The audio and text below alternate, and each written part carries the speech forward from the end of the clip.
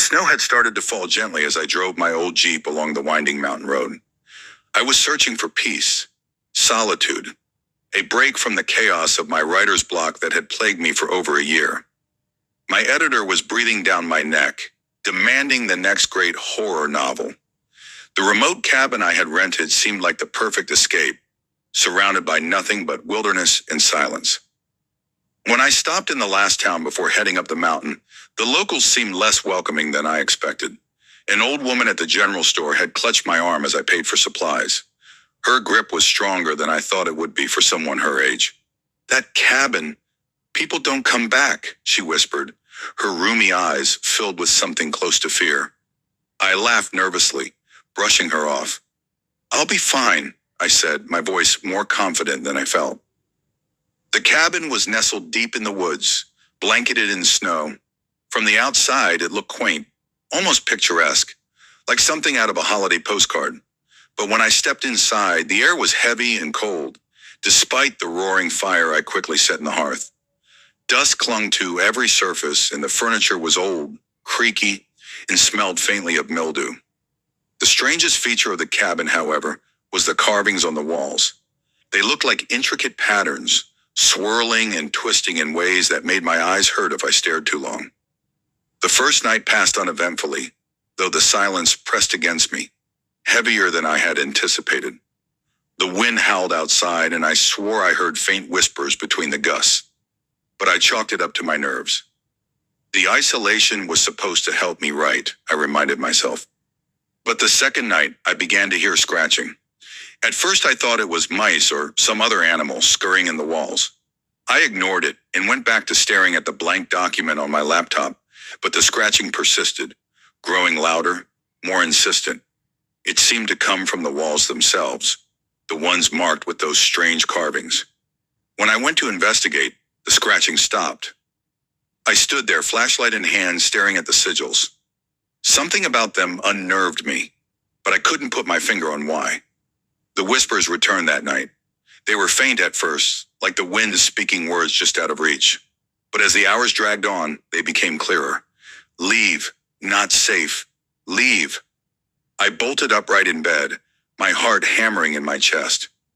The whispers stopped as soon as I moved, the cabin falling deathly silent again. The next morning, I decided to explore the attic. The cabin seemed to hold secrets, and I was determined to uncover them. Up there, amid the dust and cobwebs, I found an old leather-bound journal. The pages were yellowed and fragile, filled with hurried, panicked handwriting. "The walls hold it, the sigils bind it. Do not destroy them," one entry read. Another described a shadow that watches and whispers that twist the mind. The entries grew more incoherent as they went on, the writer clearly succumbing to fear or madness. I felt a chill crawl up my spine as I read the final entry. "It thrives on isolation. It feeds on despair. The sigils are the only protection." I slammed the journal shut, my breath coming in shallow gasps. Was it a prank? A fabricated story left behind to scare off trespassers? I tried to convince myself it was, but the unease lingered. That night, the disturbances escalated. The scratching in the walls grew louder, almost frantic. The whispers surrounded me, louder now, impossible to ignore.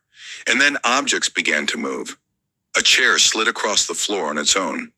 The curtains fluttered as though a hand had brushed them, even though the windows were sealed tight. The carvings on the walls seemed to glow faintly in the firelight, their twisted shapes almost alive. The whispers took on a pleading tone. "Set me free, please. Set me free." My rational mind tried to resist the growing terror, but the longer I stayed, the more the cabin seemed to press in on me, suffocating me with its oppressive atmosphere. The journal's warnings echoed in my mind, but the whispers grew more insistent, and my nerves began to fray. On the third night, I snapped. Sleep-deprived and desperate, I grabbed a knife from the kitchen. The carvings on the walls seemed to mock me, their intricate patterns twisting and shifting as though they were alive. "If destroying these things will stop this nightmare," I muttered to myself, "then so be it." The blade scraped against the wood, cutting through one of the sigils. The moment the symbol was broken, The air in the room shifted. A cold, unnatural wind tore through the cabin, extinguishing the fire and plunging me into darkness. For a moment, everything was still. Then came the scream. It wasn't human. It was a sound of pure, unfiltered agony that shook the very walls. I stumbled back, dropping the knife, as the shadows in the room began to converge in the center. From the darkness, something emerged. It was a towering figure, its form amorphous and writhing.